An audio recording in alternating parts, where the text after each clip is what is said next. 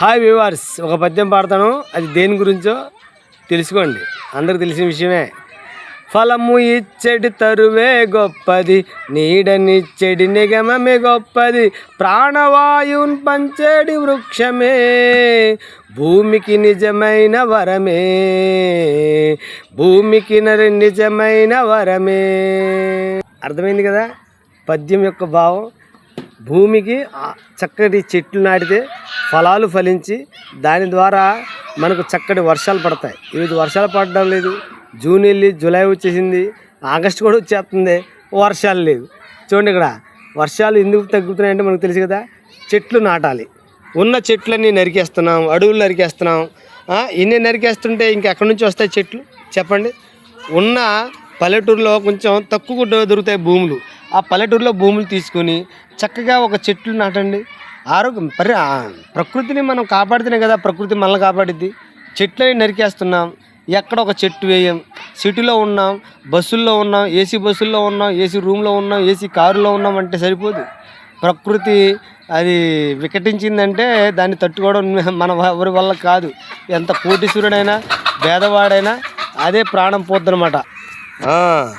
మనం చాలా చోట్ల వింటూ ఉంటాం కదా, చెట్లు నాటండి, చెట్లు నాటండి. మన 1వ తరగతి నుంచి చెప్తూనే ఉంటారు సార్. పర్యావరణం అంటే ఏంటి, పర్యావరణం ఎందుకు పాడవుతుంది, వర్షాలు ఎందుకు కురవడం లేదు, ఎందుకు కలుషితం అయిపోతుంది ప్రకృతి, దానికి కారణం ఏంటంటే మనం విడుదల చేసే వ్యర్థాలు. చెట్లు వేయండి, చెట్లు నాటండి అని మనం 1వ తరగతి నుంచి 10th క్లాస్ వరకు, ఇంటర్ వరకు, డిగ్రీ వరకు ప్రతి చోట కూడా ఆ చెట్లు ప్రాముఖ్యాన్ని చెప్తూనే ఉన్నారు. కానీ మనం ఏం చేస్తామంటే చెట్లతో అవసరాలు తీర్చుకుంటాం. ఫలాలు ఒక పండు, మామిడి పండు 100 రూపాయలు తింటాం, 1000 రూపాయలు తింటాం, 2000 అయినా రేపు తినాల్సిందే. ఎందుకంటే మనకి చెట్లు నాటే ఉద్దేశం ఉన్నా నాటి మట్టిలో నడవాలంటే కష్టం కదా. మరి ఆ కష్టాన్ని నువ్వు చక్కగా ఎంజాయ్ చేస్తావు. ఉన్న డబ్బు అంతా తినడానికి సరిపోద్ది. తర్వాత రకరకాల మందులు వేయడం ద్వారా ఆ ఫలాలు తినడం వల్ల ఏంటంటే జబ్బులు వస్తాయి. ఆ జబ్బులు నయం అవడానికి ఉన్న డబ్బులు పోతాయి. ఇంకా తర్వాత మిగిలేది ఏంటి చెప్పు. ఎక్కడైనా పల్లెటూరులో మీ యొక్క తాత లేకపోతే అమ్మమ్మ ఎక్కడైనా పల్లెటూరులో ఒక 5 సెంట్లు 10 సెంట్లు తీసుకొని చక్కగా మొక్కలు నాటండి, హాయిగా ఉంటుంది. ఎప్పుడైనా వీకెండ్స్ వస్తే ఏ సండే అయినా లేకపోతే దసరా హాలిడేస్, సంక్రాంతి హాలిడేస్ అక్కడికి వెళ్ళి ఎంజాయ్గా గడపండి. ఒక 10 సెంట్లు ఏమైంది, 10 సెంట్లు ఎంత ఆరోగ్యంగా ఉంటుంది చెప్పండి. ఒక మామిడి చెట్లు ఒక 4, జామకాయ చెట్లు 4, పాపాయ చెట్లు ఒక 4 అలా వేస్తూ పోతే నువ్వు ఎంత బాగుంటావు. కాబట్టి మ్యాక్సిమం చెట్లను నాటండి. చూడండి, ఈ సంవత్సరం చూడండి మరీ దూరంగా వర్షాలు ఉన్నాయి. అసలు ఎక్కడైనా ఎల్నినో అంటారు, అది అంటారు, ఇది అంటారు, ఏదీ లేదు. మన ప్రకృతి కాపాడాలంటే మన అడవులు నరికి వేస్తున్నారు. కాబట్టి మనం సామాజిక అడవులు అంటే మన ఇంటికాడ ఉన్న చెట్లను, రకరకాల చెట్లను మనం వేస్తూ ఉండాలి. అలా చెట్లను వేస్తేనే మన జీవనం బాగుంటుంది. చూడండి, పాదులేసిన ఇంటికాడ ఏదైనా చూడండి, టెర్రస్ గార్డెన్ అంటారు. అలాగే ఉన్న చోట టెర్రస్ గార్డెన్ చేయండి. చక్కగా ఏంటంటే మనం ప్రకృతితో విడరాని బంధం ఉండాలి మనకు. మనం ఏసీలో ఉన్నా లేకపోతే రకరకాల పెద్ద దాంట్లో ఏది ఉన్నా సరే, ఎక్కడున్నా సరే మనం ఏంటంటే ప్రకృతిని చక్కగా చూసుకోవాలి.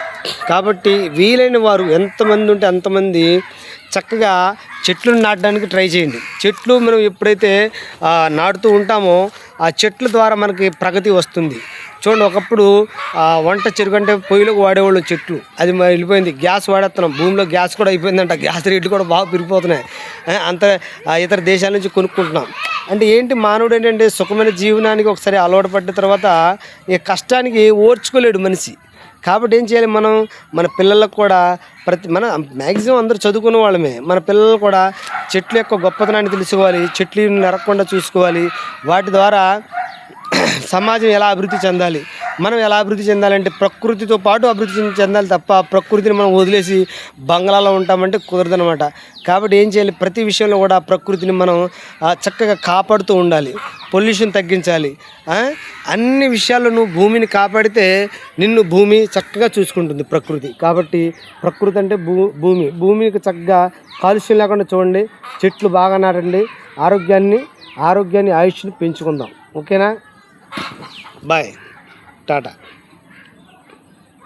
కంటెంట్ వస్తే లైక్ అండ్ సబ్స్క్రైబ్. మరిన్నో వీడియో చేయడానికి నాకు ప్రోత్సాహం వస్తుందన్నమాట.